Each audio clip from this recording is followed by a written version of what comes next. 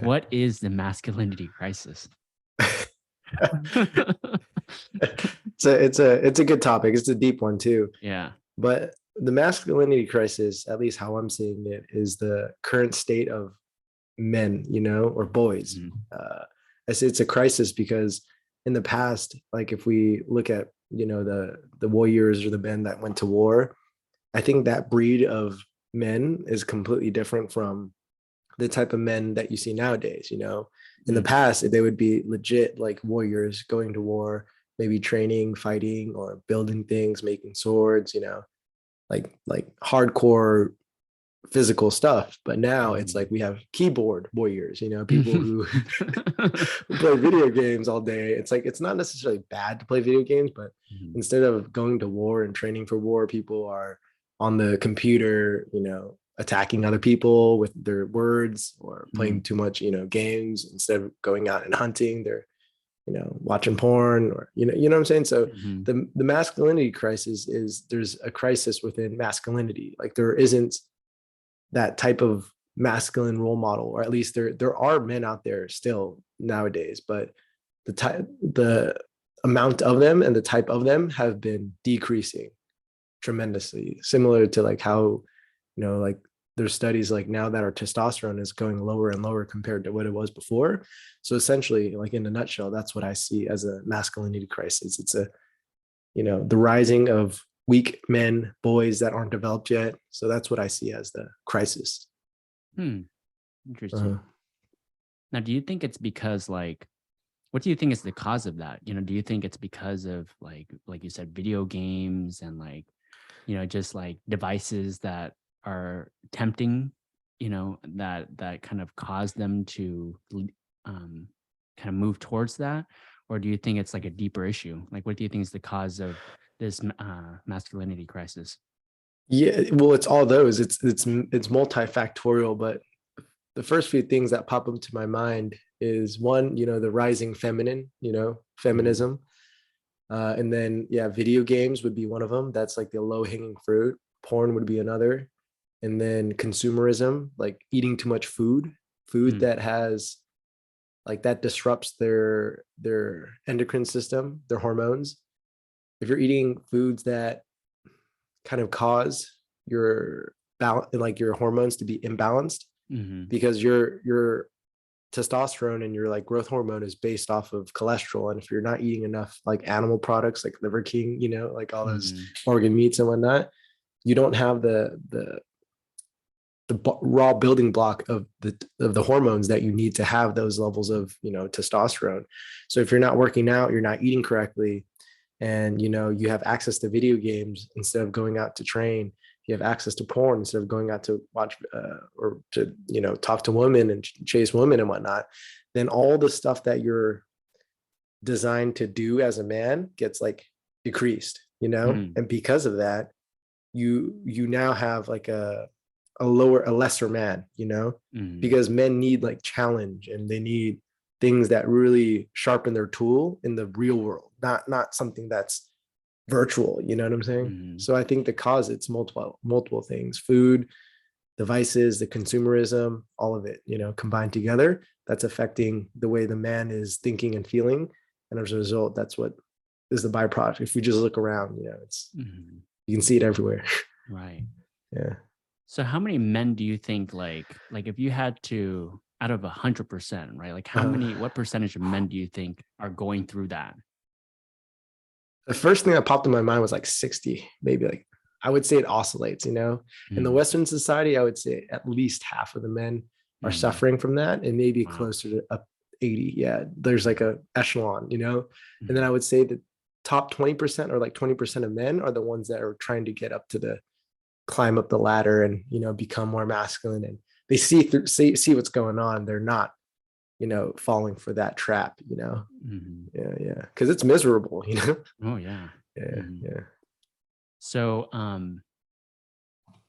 do you think it's just like just two cat groups, like weak men and then men that are trying to strive for better, or do you think is there like in between, like a middle class, like No, or you know there definitely is a middle class. Mhm. There's it's like how they say like autism. Can you still hear me? I Yeah, I can hear might you. kind of, Mhm. okay. Yeah, I kind of decreased in sound. But I think there's like a spectrum, kind of like how they say autism spectrum disorder. Mhm. Like I think there's a spectrum. I think there's more men that Mm. are falling down and getting weaker. Mhm. But I don't think it's like black and white, like you're either weak or you're strong, you know. I Mhm. think there's a lot of, maybe struggling men too that are like caught in the middle trying to figure out how to not be weak and haven't developed strength yet. You know what I'm saying? So there's Mm. like there's Mhm. different levels to it for Right. sure. Yeah. Yeah. I see. Interesting. Mhm. Okay. So, where do you think where do you think this leads? Do you think it'll continue to go down this path where like 99% of men are going to be weak and there's only 1%? Like, where do you think it ends? You know what I Uh, mean? well, I'm glad you asked that because there was a quote that I was wanting to share, and this answers it perfectly. Hmm. I don't know if you've heard of it before, but it was basically hard times create Hmm. strong men create good times create weak men, and then weak men create hard times. So basically, it's a cycle of life, because Hmm. when things are hard, that's when strong men get created. Like there's going to be seed of black and white, like Hmm. yin and yang. The cycle of life will just keep going forward. Like there's going to be good times, and because there's going to be good times, there's going to be a lot of weak people. And Hmm. when there's a lot of weak people, it creates hard times. So that cycle just keeps going back and forth. Hmm. So I think it's just going to be, it's eventually going to end. Like I think the women are going to realize like they can't run this world by themselves, or they Hmm. can't be the leader the whole time. I think men were designed to be leaders. I think men were designed to be strong. I think men were designed to have mission, have purpose, and be like the head of the household. And when there isn't that, there's a bunch of chaos and disorder. But after chaos and disorder, there's order and law. And then when there's too much order and law, there's chaos and disorder, and then it just goes back and forth until eternity, basically. Mm. Yeah. Okay. Yeah. So you kind of see it as a cycle, like Yeah. it's always Very going to much be so. cyclical and it's never going to get a point where we're always going to have strong men or we're always going to have weak men. It's going to Yeah. change over time. Exactly. Because like I don't know if you're aware, but like in our history lessons, it seemed like we were in a patriarchy for a good amount of time. The men were Hmm. in charge. They were like the leaders in war. There was kings and and stuff like that. But now it's more like the woman. A strong woman. The was it the boss bitch? Like Hmm. have the or the boss babe. And have like women's rights. Yeah, women, feminism, So I think there's going to be a period of that, but then there's also going to be like the men are going to be suppressed in and out, So it's going to flip. And I think Hmm. we're right at that transition point between like night and day. Hmm. Yeah. Now, do you think there always has to be like a yin and a yang, or do you feel like they can both be in harmony, like where it's almost like equal, like 50% men, 50% women? Or do you think just life is just swings back and forth like a pendulum, like humans can't really balance. We're always like, on one extreme or the other, moving between one extreme or the other. I think it is part of life. I also think there's going to be periods where we're getting closer to equilibrium, like we're staying Mm. in equilibrium for longer, where there's like harmony. Mm. But then depending on how, I guess, evolved or what phase of development people are in, or the universe or the planets, right? Depending on what phase it is in, that harmony can only last for so long until, polarity, because it's the law of duality. There's yin and yang. There's always going to be night and day.